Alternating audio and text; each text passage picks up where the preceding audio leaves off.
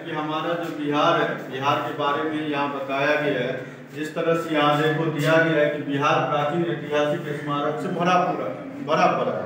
हमारे बिहार में किसी भी चीज़ का कोई अभाव नहीं है, चाहे वो मगध, अभी बोले थे ना, मगध जो है जिस समय में हमारा भारत जनपद में बटा हुआ था, उस समय में राजधानी नहीं हुआ करता था, जनपद में बटा हुआ था।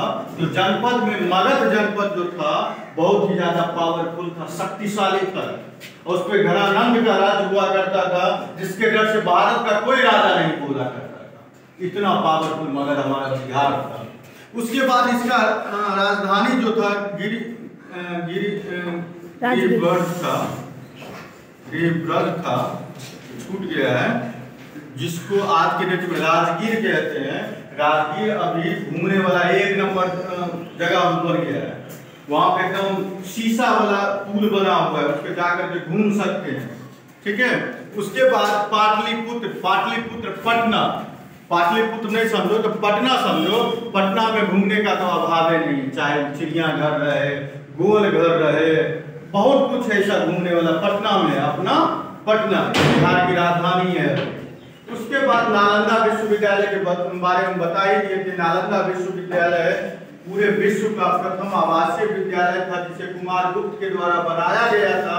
और ये लगभग 500 साल तक ज्ञान केंद्र बन के रहा था। और ये भी हमारे बिहार के लिए एक बहुत बढ़िया बात है कि बिहार में ऐसा विश्वविद्यालय था। ठीक है। उसके बाद भागलपुर में कौन सा है? विक्रमशिला विश्वविद्यालय।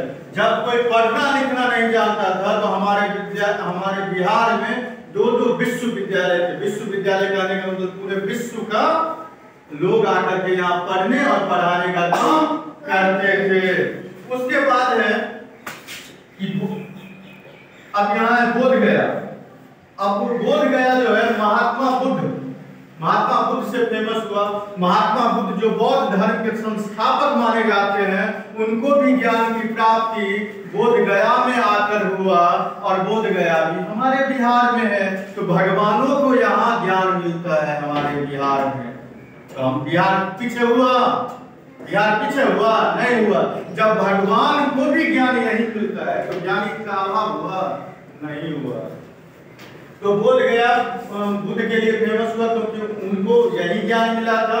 आगे पढ़ते हैं वैशाली जो है, वैशाली भी एक हम लोगों का क्या है? जिला है। वैशाली में भगवान महावीर का जन्मस्थली है। अब देखो ये महावीर स्वामी कौन है?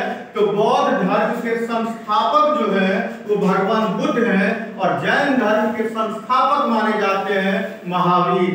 कौन माने जाते हैं? महावीर। उनका भी जन्म स्थान वैशाली है। और वैशाली भी बिहार का ही एक जिला है। अब आगे बढ़ते हैं। बिहार के सिखों के अंतिम गुरु, सिख धर्म के जो अंतिम गुरु थे, गुरु गोविंद साहिब। क्या था? गुरु गोविंद साहब का भी जन्म पाटलिपुत्र में ही हुआ था, पटना में ही हुआ था। और पटना बिहार की राजधानी है। यहाँ तो लोगों को पढ़ने पढ़ाने का काम नहीं होता है। जिनको भगवान का दर्जा मिला है उसे ही बिहार में ज्ञान की प्राप्ति हुई है। उसके बाद आगे बढ़ते हैं कि सूफी संतों का यह केंद्र भी रहा। सूफी संत कहने का मतलब जो देखोगे फकीर जैसे रहते हैं, साईं सब नहीं देखते हो, झोला सब लेकर के ज्ञान संत जैसे रहते हैं, उनका भी ये धर्म स्थान रहा है। और सम्राट अशोक का तो इतिहास में बहुत बड़ा नाम है। सम्राट अशोक सबसे बड़े राजा हुए थे उस समय के। तो उनका भी शासन का केंद्र कहाँ था? हमारा बिहार ही था। इसीलिए बिहार को कभी भी हमें छोटा नहीं समझना चाहिए। और हम लोगों के लिए बहुत गर्व की बात है कि हम लोग बिहारी हैं। बिहार में रह करके बिहार के लिए कुछ ना सोचे तब हम लोगों में कमी आती है। लेकिन अगर अपने लोग बिहार के हैं, बिहारी कहलाने में शर्म होता है, तो ये अपने लोगों के लिए शर्मिंदगी की बात है। इसीलिए हमेशा अपने लोगों को ध्यान रखना चाहिए कि बिहार कभी न पीछे था, न पीछे है और न पीछे रहेगा। ये आगे था, आगे है और आगे ही रहेगा।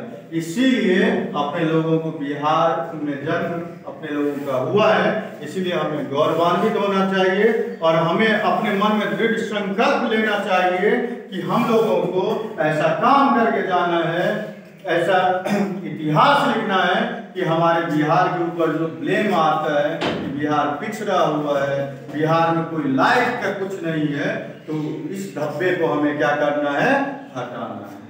ठीक है।